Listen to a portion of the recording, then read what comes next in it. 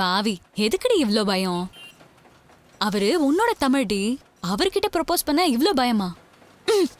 அதானே, ஏன் தமிழ் கிட்ட பேசுறதுக்கு எனக்கு எதுக்கு பயம்? உள்ள வந்து பார், நான் எப்படி போட்டு தாக்குறேன்னு.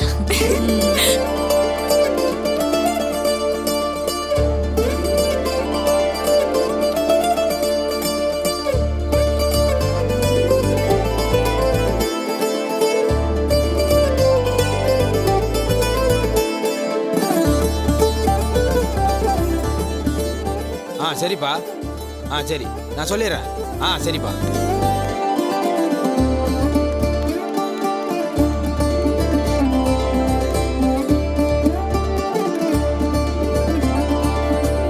என்ன? அது ஒன்றும் இல்லைப்பா, இன்னைக்கு காலைல பொண்ணு பார்க்க போனான்ல, நீ வேற பரஸ்பரம் பிடிச்சிருக்குன்னு வேற சொன்னிய. அதுக்கப்புறம் என்னென்ன நடந்ததுன்னு அப்பா இப்போ தான் டீட்டெயிலாக சொன்னார். அது உன்ட்ட சொல்ல வேணாமா? என்ன சொன்னார்? அம்மாவுக்கு பெருமை தாங்கலையா. அவங்களுக்கு என்ன, பையனுக்கு நல்ல கண்ணுக்கு நிறைஞ்ச பொண்ணாக பார்த்து கல்யாணம் பண்ணி வைக்கணுன்ற அவசரம். அதுவும் அந்த பொண்ணு என்ன சாதாரணமானவளா? அந்த மதுவை விட அதிகமாக படிச்சிருக்கா. உனக்கு வேற பிடிச்சிருக்குன்னு சொல்லிட்ட. அதான் அம்மாவுக்கு சந்தோஷத்தில் தலைகாலே புரியலையா.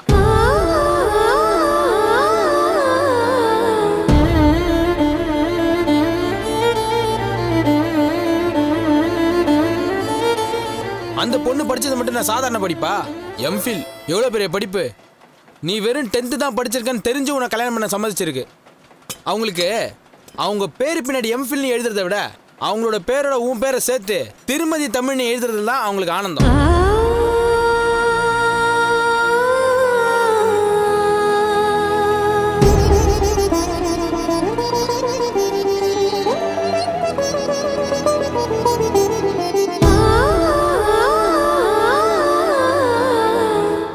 இதில் உங்க அம்மாவுக்கு பேரானந்தம். அதனால தான் உனக்கும் அவங்களுக்கும் சீக்கிரம் நிச்சயதார்த்தம் நடத்தணும்னு துடிக்கிறாங்க.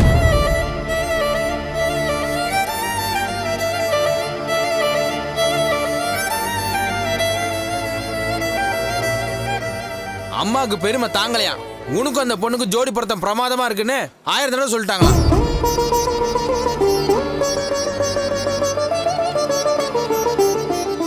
பொண்ணு வீட்லயும் பயங்கர சந்தோஷம். வர வெள்ளிக்கிழமை நிச்சயதார்த்தம் வச்சுக்கலாமான்னு அம்மா கேட்டப்போ தாராளமா வச்சுக்கலாம்னு சொன்னாங்களா.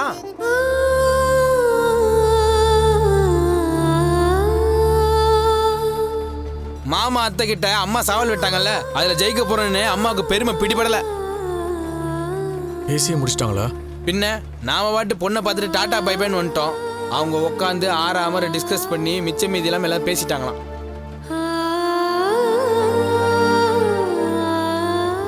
அப்புறம் தான் உனக்கு ஃபோன் பண்ணாங்க, நீ அட்டன் பண்ணல. அதான் நான் அட்டன் பண்ணி கேட்டு இப்போ உன்கிட்ட சொல்றேன். போதுமா?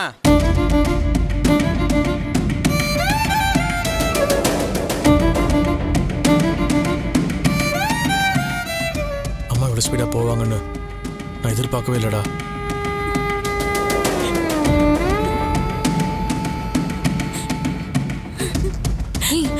இரடி, என்ன பேசுறாங்கன்னு கேட்டுட்டு போலாம். ஏன்பா, கல்யாணத்துக்கு அப்புறம் நிச்சயதார்த்தம் வச்சுக்கலாம்னு சொல்லாம போனாங்களே, அது வரைக்கும் சந்தோஷப்படு. அவங்கள பொறுத்த வரைக்கும் நீ இன்னைக்கே போய் அந்த பொண்ணு கழுத்த தாலி கட்டினா கூட அவங்க ஓகேன்னு தான் சொல்லுவாங்க.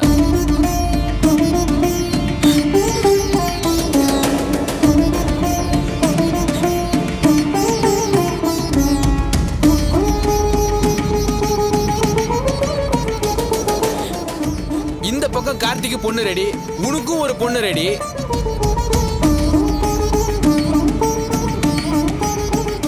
அதுவும் எம்ஃபில் படிச்ச பொண்ணு, கேட்கவா வேணும்? எக்ஸ்பிரஸ் வேகத்துல போயிட்டு இருப்பாங்கப்பா.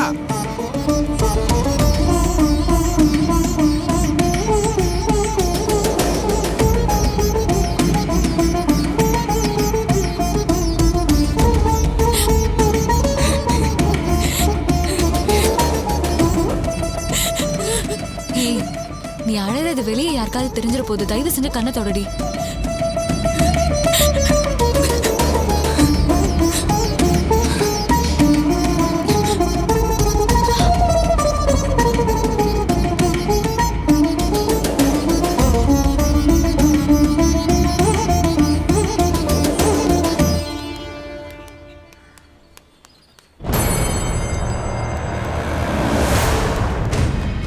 இவளுங்க எங்க வராளுங்க? இது அந்த தமிழோட ஃபேக்டரியில? ஏண்டி, அவனை வச்சு என்னை அடிச்சு உன் காலில் விழுந்து மன்னிப்பு கேட்க வச்சுட்டு இப்ப நீயும் அவனும் லவ் பண்றீங்களா? விட மாட்டேன்டி, உன்னை சும்மா விட மாட்டேன். உங்க 2 பேரையும் வச்சு செய்றேன். எதுக்குடா என்ன இப்படி சுற்றி சுற்றி அடிக்குது? இப்போதான் நான் சரஸ்வதி லவ் பண்ணுறேன்னு எனக்குள்ளேயே நான் ஒத்துக்கிட்டேன். அதுக்குள்ளே அம்மா வேறு அருவாளோட வந்து நிற்கிறாங்க. நான் என்னடா செய்யறது? யோசிப்போம்ப்பா. டேய், சரஸ்வதிகிட்ட போய் நான் லவ் பண்ணுறேன்னு சொல்லிட்டுமாடா? நோ நோ நோ நோ, முதல்ல உன் முன்னாடி இருக்கிற தடைகள்லாம் நீ உடைக்கணும். அம்மா கிட்ட தான் முதல்ல இந்த விஷயத்த சொல்லணும். என்னடா சொல்கிற? தமிழ், நீ சரஸ்வதி கிட்ட உன் காதல 1000 வாட்டி சொல்லலாம், அதுக்கு நேரம் இருக்கு. ஆனா அதை விட முக்கியம் அம்மாவோட சம்மதம். அதனால நேரா வீட்டுக்கு போற அம்மா கிட்ட, அம்மா அம்மா இப்படி இப்படி நடந்தது, அப்படி அப்படி நடந்ததுன்னு உண்மையை சொல்லி ஓகே வாங்குற வழியை பாரு. என்ன இதெல்லாம் சரிப்பட்டு வருமாடா? தமிழ், பெரியவங்க சொன்னா கேட்டுக்கணும். இந்த விஷயத்தை இப்படியே தள்ளி போட்ட அப்புறம் வேலைக்கு ஆகாது. சொல்லாத காதல் வெல்லாதுன்னு பெரியவங்க சொல்லுவாங்க. அதனால உன் தம்பி விஷயத்துல உங்க அம்மா மனசு மாறல. ஏன் அவன் காதலை ஏத்துக்கும் போது உன் காதலை ஏத்துக்க மாட்டாங்களா? டேய், இது வேற, தம்பி விஷயம் வேறடா. ஏன் உன் தம்பி நான் பக்கத்து வீட்டு ஆண்டிக்கா பிறந்தான்? கோதையம்மாக்கு தானே பிறந்தான். அது மட்டுமா, காதலே பிடிக்காத கோதையம்மா கார்த்தியோட லவ் ஏத்துக்கிட்டு இன்னைக்கு கல்யாணம் பண்றதுக்கு முடிவு பண்ணிட்டாங்கல்ல. ஏன் நிச்சயதார்த்தத்தை முடிச்சிட்டாங்களே. உன் விஷயத்துல அவங்க சம்மதிக்க மாட்டாங்களா? போய் பேசுப்பா, கண்டிப்பா அவங்க சம்மதிப்பாங்க.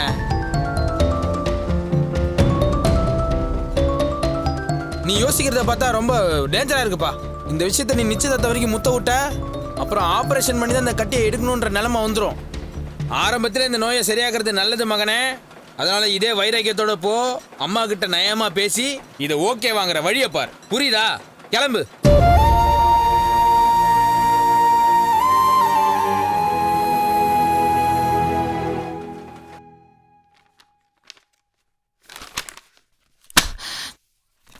வாட் இஸ் திஸ் ஆதி? 25 லட்சம் என் கழுத்துல கத்தி வைக்காத குறையா என்ன மிரட்டி வாங்கிட்டு போனேன். இப்போ நோ பேங்க் பேலன்ஸ். எங்கடா போச்சு அந்த பணம்? அது வந்து எல்லாத்தையும் இன்வெஸ்ட் பண்ணிருக்க மம்மி, பத்திரமா தான் இருக்கு. என்ன பிசினஸ் பத்தி தெரியாத இடியட்னு நினைச்சியா? அந்த பணம் என்ன ஆச்சு? நிறைய கால் சென்டர்ல இன்வெஸ்ட்மெண்ட் பண்ணி வச்சிருக்கோம். இந்தியால, யுஎஸ்ஏல, கனடால, ஆஸ்திரேலியால, அப்புறம் ஃபாரின்ல இருக்கிற நம்ம. What's the use? இது வரைக்கும் செலவு தான் பண்ணிருக்க, ₹1 கூட ரிட்டர்ன் வரல. Where is your customer? Ma'am, இப்பதானே ஸ்டார்ட் பண்ணிருக்கேன். கஸ்டமர்ஸ் இனிமே தான் வருவாங்க, கூடிய சீக்கிரம். Stop it. இந்த பிசினஸையும் லாஸ் பண்ணி பணத்தை தொலைச்சிருக்க, அப்படிதானே? இல்லம்மா, கொஞ்சம் பொறுமையா இருங்கம்மா. இனஃப், போதும். நீ லட்சமா பணத்தை கரைச்சுக்கிட்டு இருக்க. என்னைக்கு தாண்டா நீ வளர போற? என்னைக்கு தான் உனக்கு பொறுப்பு வர போதோ? யார் இந்த நேரத்துல? கார்த்திகோட ஃபேமிலி வந்திருக்காங்கம்மா. சரி, நீ போய் ரிசீவ் பண்ணு.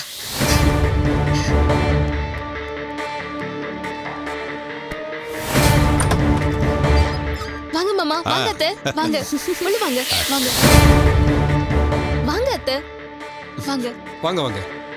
வா கார்த்திக். வணக்கம். வணக்கம். உட்காருங்க. என்ன சாப்பிடுறீங்க? காஃபி, டீ இல்ல ஜூஸ்? தண்ணி போதும். சரளாக்கா தண்ணி கொடுங்க. சரிம்மா. என்ன இதெல்லாம் எடுத்துட்டு வந்திருக்கீங்க? நல்ல விஷயமா ஒரு வீட்டுக்கு போகும்போது வெறும் கையோட போகக்கூடாதுல்ல, அதான் இந்த பூ பழம்லாம் எடுத்துட்டு வந்திருக்கோம். இங்க வாமா.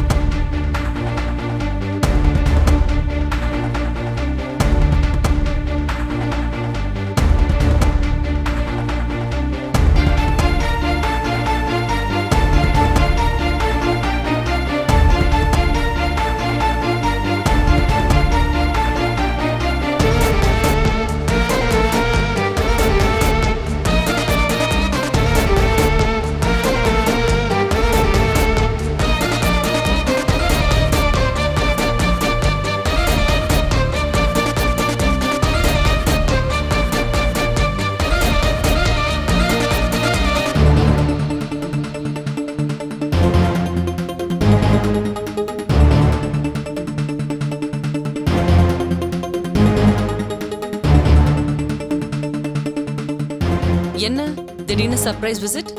எல்லாம் நல்ல விஷயம் தான் மேடம். பெரியவனுக்கு நல்ல பொருத்தமான இடமா அமைஞ்சிருக்கு. இப்பதான் பேசி முடிச்சிட்டு வரோம். ஓ, கங்க்ராட்ஸ்.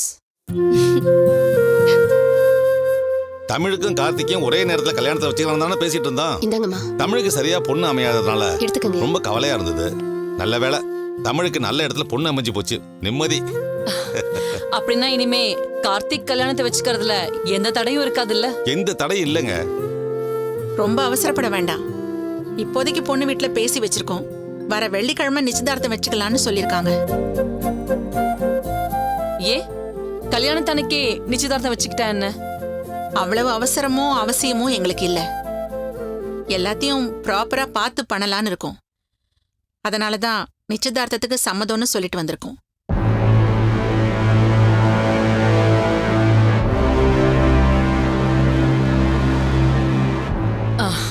No problem. நிச்சயதார்த்தம் நடக்கிற அன்னைக்கே தமிழுக்கும் கார்த்திக்கும் நாள் குறிச்சிடலான்னு முடிவு பண்ணிருக்கோம்.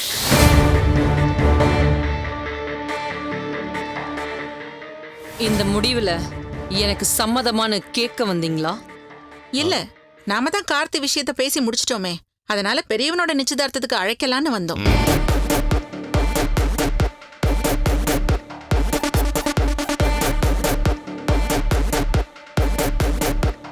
இது நம்ம வீட்டு ஃபங்க்ஷன். எல்லாரும் கட்டாயமா வந்துருது. நல்லபடியா நடத்தி கொடுக்கணும். அப்போ முகூர்த்த தேதி பத்தி நான் பேச வேண்டாமா?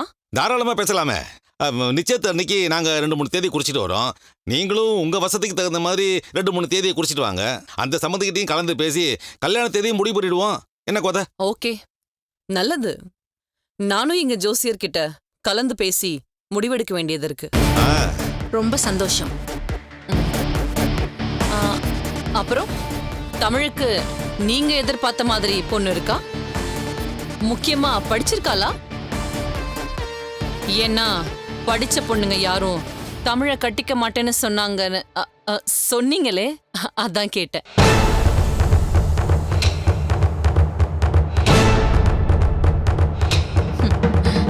நாங்களும் அதை நினைச்சுதான் பயப்பட்டோம். இந்த பொண்ணு எங்களுக்கு வேண்டிய குடும்பம் தான். ரொம்ப நல்லா படிச்சிருக்கா. எங்க பையனோட குணத்தை பார்த்து சந்தோஷமா சம்மதம் சொல்லிருக்கா. அவங்க சாதாரண மனுஷங்க மாதிரி இல்ல. படிப்பு, பணம் இதெல்லாத்தையும் விட குணம்தான் முக்கியம்னு நல்லா தெரிஞ்சு வச்சிருக்காங்க.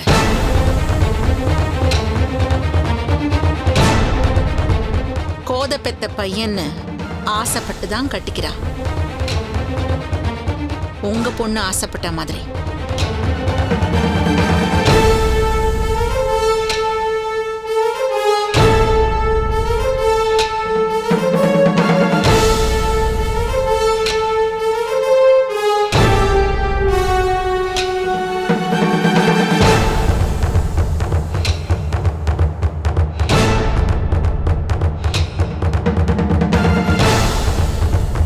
சரி, உங்ககிட்ட மரியாதைக்கு முதல்ல விஷயத்த சொல்லிடலான்னு வந்தோம். சொல்லிட்டோம், கிளம்புறோம். எங்க போலாமா? போலாமே. சரி, வரோம். என் வீட்டுக்கு வந்துட்டு எதுவுமே சாப்பிடாம போறீங்கன்னு தான் வருத்தமா இருக்கு. அதுக்கு என்னங்க, கல்யாணம் முடிஞ்சதுக்கு அப்புறம் விருந்து, எதிர் விருந்து, மறு வீடு, இப்படி வரிசையா விசேஷம் வருது. அப்ப சாப்பிட்டா போச்சு. என்னமா நான் சொல்றது? அப்ப வரேங்க.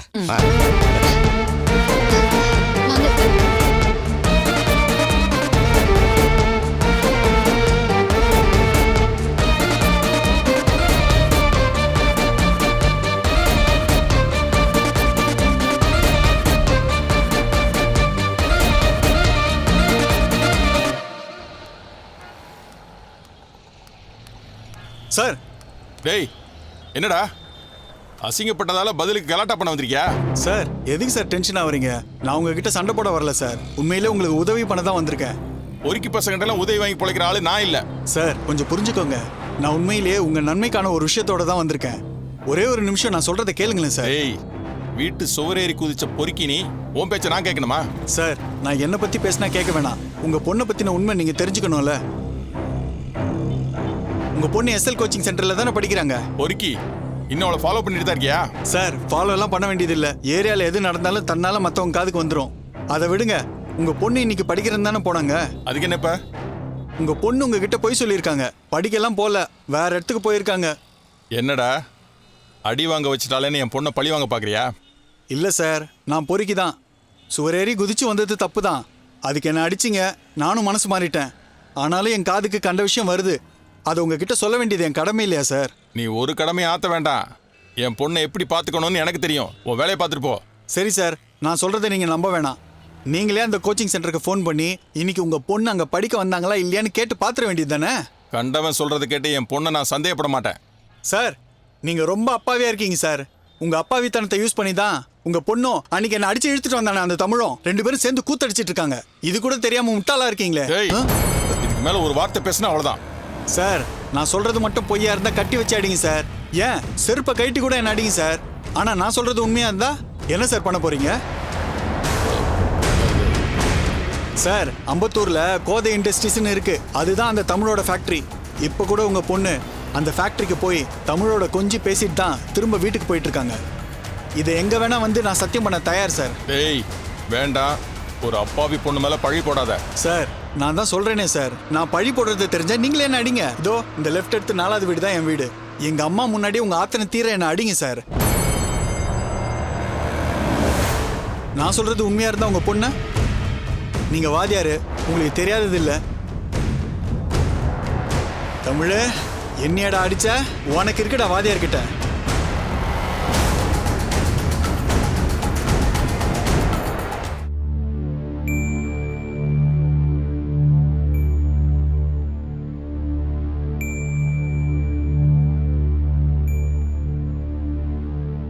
என்ன வேண்டதுன்னு தெரியல. ஆனா உனக்கு ஒரு நல்ல வழியை காட்ட சொல்லி வேண்டிட்டு வந்திருக்கேன். இந்தா விபூதி வச்சுக்கோ.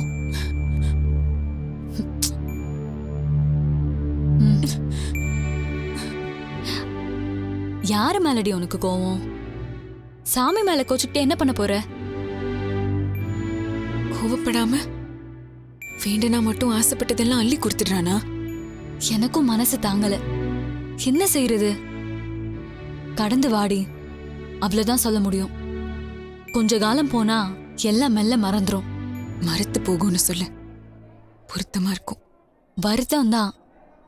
ஆனா இப்படி கோச்சுக்கிட்டு என்னடி ஆக போகுது? கோச்சிக்கிறதுக்கு எனக்கு என்ன தகுதி இருக்கு மின்னல்? யோசிச்சு பாரு. நானும் எல்லாத்தையும் சிரிச்சு சிரிச்சு தாண்டி போகணும்னு தான் நினைப்பேன். ஆனா திரும்ப திரும்ப என்னடி கிடைக்குது? ஏமாற்றம், அவமானம், வலி, வேதனை. ஏண்டி? எதுக்காக எல்லாமே எனக்கு இல்லாம போகுது?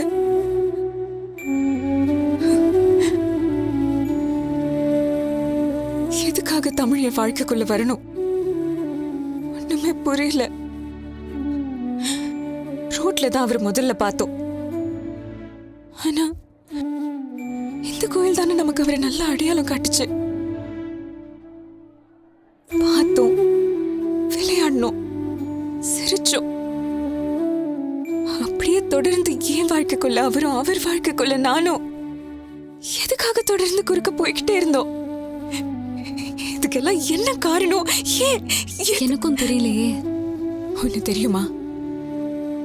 விளையாட்டாதான் நான் அவர் கூட பேசினேன், பழகினேன். ஆனா எப்பவும் அவரோட நினைப்பு எனக்குள்ள இருந்துகிட்டு தாண்டி இருந்தது. அது வெறும் நட்புன்னு தான் நினைச்சிட்டு இருந்தேன். நான் சும்மா தானடி இருந்தேன். நீ தானே லவ்னு ஏத்தி விட்ட. ஏண்டி? ஸ்கூல் படிக்கிறப்பல இருந்து இப்ப வரைக்கும் எத்தனை பசங்களை கடந்து வந்திருக்கோம்? எத்தனை பேர் நம்ம பின்னாடி சுத்திட்டு இருந்தாங்க? நம்மளை சுத்தி எத்தனை ஃப்ரெண்ட்ஸ் லவ் பண்ணாங்க? ஓடி போய் கல்யாணம் பண்ணிக்கிட்டாங்க. அப்பா அம்மா சம்மதத்தோட கல்யாணம் பண்ணிக்கிட்டாங்க. நமக்கு ஒரு செகண்டாவது யாரையாவது லவ் பண்ணி கல்யாணம் பண்ணிக்கலாம்னு தோணுச்சா? இல்ல தோணதான் விட்டோமா? ஏற்கனவே படிப்பு வரல.